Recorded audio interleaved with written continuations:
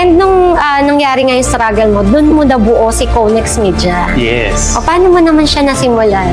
So si Conex Media kasi, when we started, one thing na gusto na talaga namin ma-experience, yung mission namin is win in every moment. Kasi way back when I was parang right after I graduated, noong time na wala kasi ang pera. So, ang ginawa ko, just the usual, ay nagtrabaho muna ako.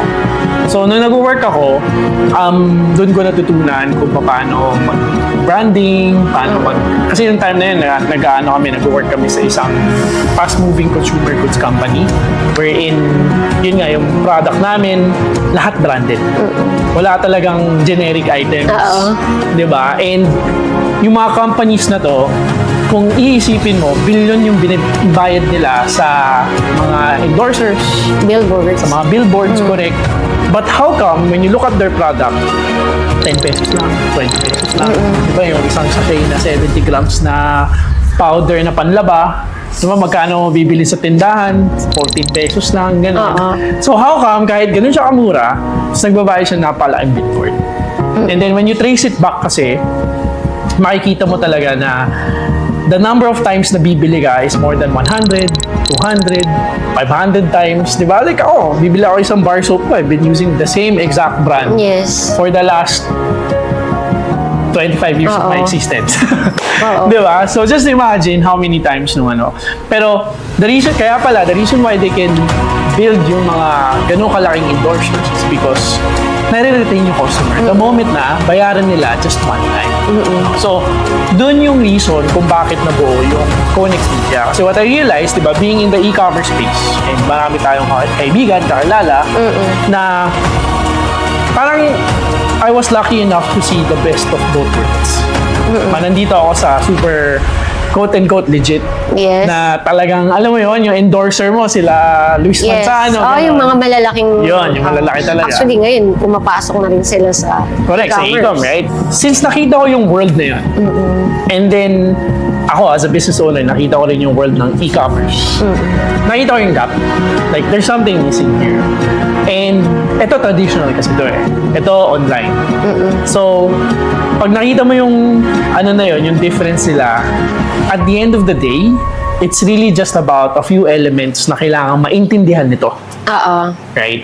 So, that's why we created Conex Media. Kasi ang meaning ng Conex, bakit siya Conex, is consumer experience.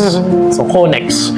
And what the biggest difference between these people tsaka ito is that every moment na kini-create natin for our customer is mini-make sure nila sino yung pinakamagaling. Diba? Like, so, when we get into branding later, if makikita mo sa isang product, normally people would only look at, say, packaging, di ba? Iba-iba eh. Like, if you, sabi ko nga sa tao, if you ask 10 people what a brand is, you'll probably get 10 different answers. And the reason for that is because, number one, wala naman kasing nagturo nito sa college or high school, di ba?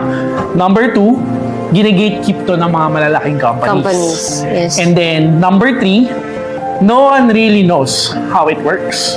So, no one is, parang, I would say, credible enough to tell people.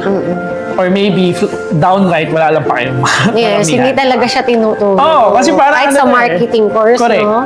Parang more on theoretical lang talaga during our college days. Parang it's more of it becomes like a science to people or math, di ba? Pag nakita na, boring yan.